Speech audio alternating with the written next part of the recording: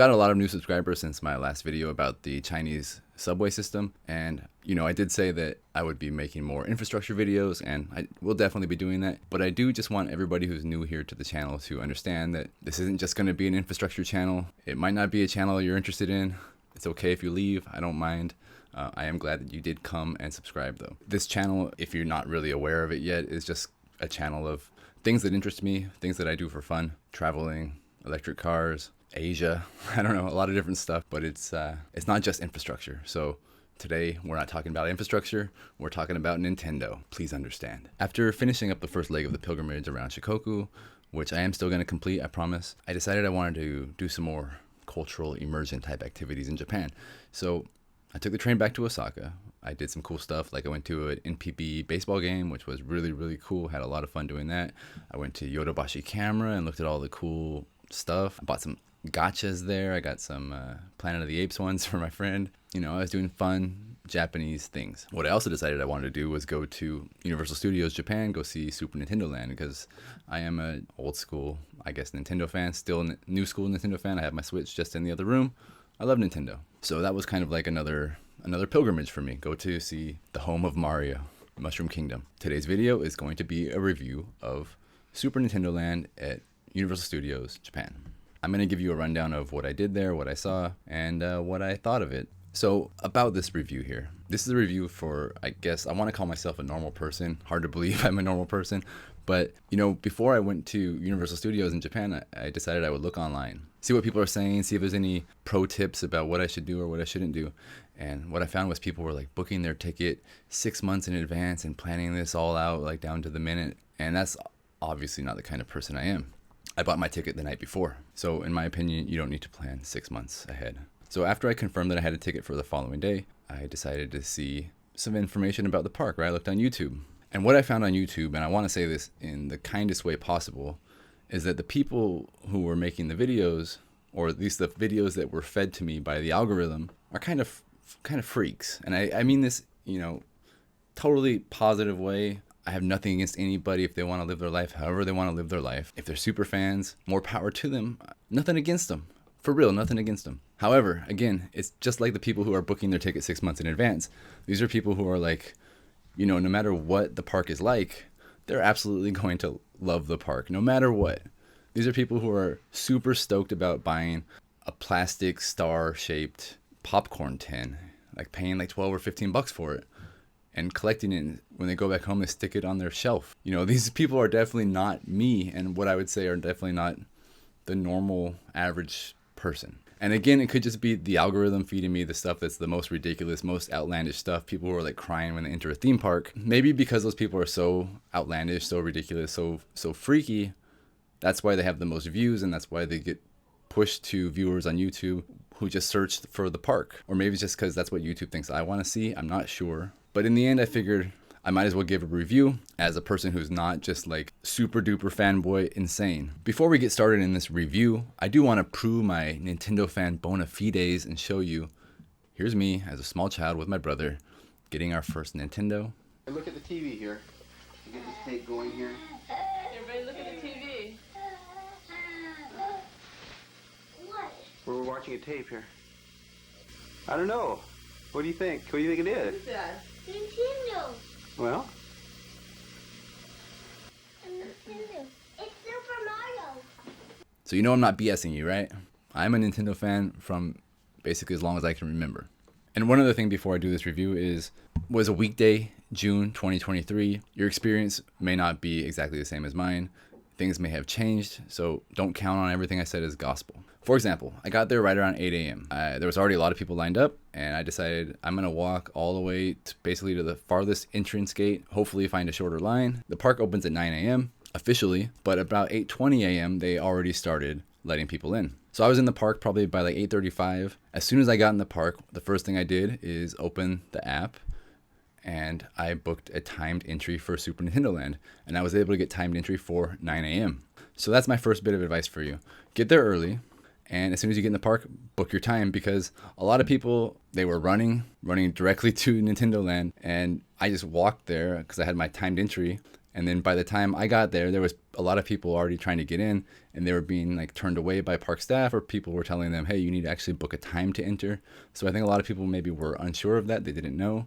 So make sure you do that. Anyway, I was in Nintendo Land through the warp pipe into the Mushroom Kingdom before 9 a.m., before the park was even officially open. And the first thing I did was go straight to the Mario Kart ride, because I thought that was probably going to be the busiest place in Nintendo Land. There was a sign that said the current wait time is 40 minutes. I don't think it was actually that long for anybody, but as a single rider, less than 10 minutes, I was on the ride. So if you don't know, the Mario Kart ride is a mixed reality AR kind of Mr. Toad's Wild Ride, essentially. When you're in line, they give you a Mario hat to wear, and then you plug the glasses on when you're ready to ride the ride. My advice for you is that your first time riding the ride, spam the green shell button, spam the shell button, spam the shell button, because you get tons of shells. If you're used to playing Mario Kart, the video game, maybe you want to conserve your ammo, right? You only can hold 2 items at a time, generally speaking. But in this game, you get tons of shells, and you might as well just spam them the whole time. I think when I finished, I had like 100 shells. I was like, oh man, I didn't realize I had so many. The ride was really fun.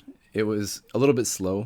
And that's, I guess, my main complaint is it felt like maybe like 50cc and not 150cc or 200cc. Could have probably been a little bit faster. Of course, I understand it's a ride for everybody, not a ride for adults. It's not a roller coaster. It's a kid's ride, family ride. So it's okay. It's a little bit slow. And if you want speed, there are other roller coasters in Universal Studios, just, not in the Nintendo Land area. Now, if you have a Nintendo Land wrist strap, which costs about $25, you can actually keep track of your score and keep track of other things that you do while you're inside Super Nintendo Land. I didn't buy one, and I'll talk more about that in a little bit. I was out of the Mario Kart ride a little bit after 9 a.m. I'd stand in line, ride the ride, and walk out of Bowser's Castle. Total time was like 15 minutes, so it was perfect, great. And riding one time was more than enough, it was plenty. So the next thing I decided to do was go to Toad's Cafe, and I hadn't had breakfast yet. I figured the line would be quite long by the time lunch started approaching, but I didn't realize it was going to be this long for breakfast, essentially. It seems that there was more people eager to get like Toad themed or Mario themed food than there were to actually go on the rides in Nintendo Land, which I thought was kind of surprising. So I had to wait about 30 minutes just to go through the line and get to the cashier and to place my order. But after that, I was seated and the food came pretty quickly. The theming of Toad's Cafe was fantastic. Just like entirety of Nintendo Land, the theming was really good. But I really, really enjoyed pretty much everything about Toad's Cafe. The videos that were playing on the windows were really entertaining. The menu was very creative. And if I was a kid, I would have just thought it was like really, really freaking awesome to be in Toad's house. The only thing I really felt like it was missing from Toad's Cafe was the 3 treasure chests and probably the theme that we all can remember, we all know and love, we can hum anytime we just think about Toad's house. But aside from like the theming and how the food actually looked, the taste was a disappointment. It was by no means horrible food. It looked really cool, but what I actually ate was pretty average, pretty mid. I ordered the mushroom burger as well as the toad-shaped pizza. It was more like a pot pie. The burger was pretty dry and barely warm, not very much flavor. It was one of the most basic burgers I've ever had in my life. From what I would have guessed, being there right at open, it's still early, 9:45, 10 o'clock in the morning, the food would be pretty fresh still, but that wasn't the case at all. The pizza was better. It was served hot, but it was mostly empty. There wasn't much filling, not much sauce, not much cheese, but it was baked well. The bread, the crust was okay. I enjoyed it for what it was, but honestly, if you're going to go there with the intention to eat good food, there's probably better places within the park, and there's certainly better places outside the park. I would recommend visiting Toad's Cafe mainly for the atmosphere and the world building they've created. I wouldn't have any expectations of getting a good meal. For me, the biggest disappointment with Toad's Cafe is that this is Japan. This is a land of fresh, delicious food around every single corner. It's almost impossible to get a bad meal when you're in Japan. Because I've already been there for a couple weeks and I've already had a bunch of really great meals, which means it probably isn't actually as bad as you would think. But when you compare it to everything else you've eaten, it's not great. After finishing my meal, I went to ride the other ride in Nintendo Land. It's Yoshi's People Mover, essentially. Obviously, it's another kid's ride, but it's the only other ride there, so I figured I had to at least give it a shot, right? And to be honest, I thoroughly enjoyed it. I would say A, because I knew what to expect from it, and B, because of the theming and how well Universal and Nintendo really did at creating a sense of place here. I felt like I was in Yoshi's Island. The entirety of Nintendo Land is really great at this. The theming is just fantastic. Being there or just walking around inside Nintendo Land was the highlight. It was better than either of the rides, to be honest. That's why the cafe, even though the food sucked, was actually really cool, just because the theming was so good. The design is so amazing. It's incredible to just feel like you're really in these worlds, that you have lost so many hours to, both as a kid and truthfully even as an adult. The whole Yoshi ride was just full of fun eye candy and goofy, silly scenes. And at the very end of it, when you're about to finish, there's a thwomp that nearly lands on your head, and it's just so cool. The only downside was the line for this ride. It really moves very slow. After this, I did a few laps around the Nintendo Land, just taking in the sights and the sounds. Like I said, the theming was impeccable. So I'm not a Star Wars stan. I'm not a Harry Potter fan. I've never read the books, watched the movies. I'm not really a fan of any other property like Disney. I don't care about it all. MCU, none of that crap. The things I like would never really get a themed land at a theme park, aside from Nintendo. You know, even in the most perfect world, we're never going to get a Ghost Dog themed land. So I've been to other theme parks, and I've never really had the feeling of what other, you know, the people I called freaks have felt, where they're just like so overwhelmed and so overjoyed to be in a place that really speaks to them. And this is the first time I've ever really felt close to that, because this is the only property that I really, you know, grew up loving and still love to this day. So I began to almost understand the maniacs who like cry when they get a Nintendo themed popcorn tin, or, you know, freak out when they see Goofy in Disneyland. Like, I almost kind of start to get it. Every place in the park that you stand and every direction that you look, there's just eye candy galore. There's Goombas and Thwomps, there's item blocks, and there's spinning coins, and it's all just exceptionally well done. And it feels and it looks very 16-bit and so real. The design is just absolutely perfect in my opinion. It's just that well done. I still didn't cry, but I was happy and excited, and just like, I felt good to be inside the Nintendo universe. All right, let's talk about the wrist strap. If you don't know, it was like an NFC wrist strap. It's basically like a digital Casio watch looking thing. You can get Peach or Mario or Luigi, maybe some other ones, I'm not sure. They're about 25 bucks. They don't actually do anything except allow you to interact with, you know, like some question blocks or play some little tiny mini games around the Nintendo Land. You know, for me, like, I don't need a piece of plastic. I don't care about it. I don't want it. It would have been fun probably to try some of these activities. If I would have bought it, I would have just thrown it away at the end, or maybe given it to a kid, which maybe I should have done. I should have bought it and then given it to somebody else at the end. Anyway, if you don't buy it, you don't get to go into like a little cave type thing inside the Nintendo Land and do some mini games, which is totally fine. It would have been nice to just be able to walk through there. I don't know what was in there. Maybe nothing interesting, maybe something interesting. So yeah, if you do want to do everything that Nintendo Land has to offer, it would cost you about 25 extra bucks. I really don't feel like I missed out on anything major by not buying it. I would recommend that you don't buy it so as not to encourage more nonsense like this, unless maybe you're a child or you're super into collecting this worthless crap. Otherwise, don't buy it. You know, imagine if every single themed land in every single theme park had exclusive plastic trinkets that you needed to buy just to get the full experience. Unfortunately, it probably will end up like that because that's the world we live in. But in my opinion, whether or not you buy the wrist strap, if you're an adult, you'll get roughly the same experience either way. And if you don't buy it, you'll save a few thousand yen, which, hey, you can buy extra Mario hamburgers. One last cool thing to mention, I think, is that even though it wasn't technically part of Super Nintendo Land itself, there was what they call the No Limit Dance Parade. It was a super high energy parade around Universal Studios. It was packed with, you know, tons of characters, not just from Nintendo, but other properties. A lot of them I didn't recognize. And it was cool because, you know, everybody in the park, they lined the streets and they filled in behind the parade and danced as it passed by. It was really awesome to see, even kind of obscure characters like all of the Koopalings who were dancing around, including everyone's favorite Koopaling, Ludwig von Koopa. I just love that guy. I've always had a thing for him. I don't know what it is. So what's like a non-obsessed, kind of normal, non-super fan, but fan of Nintendo think of Super Nintendo Land? If I had to score it on a 1 out of 10 scale, I would give it a 7 probably out of 10. The rides, activities, everything in Super Nintendo Land are all clearly aimed at kids, which totally understandable. It's a company and franchises that are aimed at everybody. They're, you know, all ages.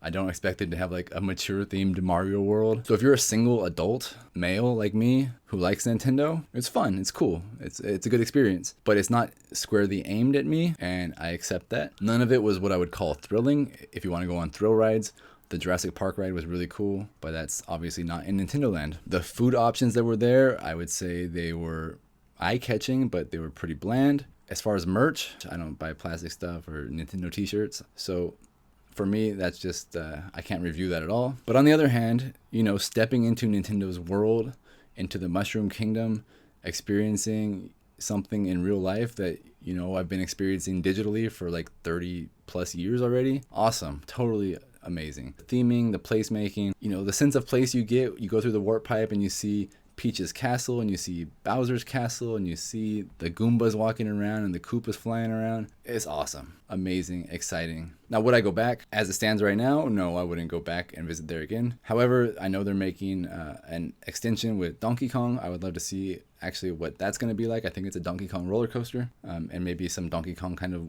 area of the world. But ultimately, what I think would really be cool is maybe like a Zelda ride that's maybe similar to the Harry Potter ride in the Harry Potter world. If you don't know about that ride, you know, I know nothing about Harry Potter, but that ride's really fun. And then maybe like a Metroid roller coaster, maybe kind of like Space Mountain type thing, or Tron at Disneyland. That'd be kind of cool, I think. So just maybe add more IP from Nintendo's, you know, classic games. Really immerse yourself in the full Nintendo experience. Not really just Mario. As great as Mario is, I like Mario. So when that happens, I will definitely go back and take another look. But as it stands now, no. If you are a person who's only in Japan for a limited amount of time and you're considering, should I go to Universal to see Nintendo Land, or should I go to do any number of other activities that interest you?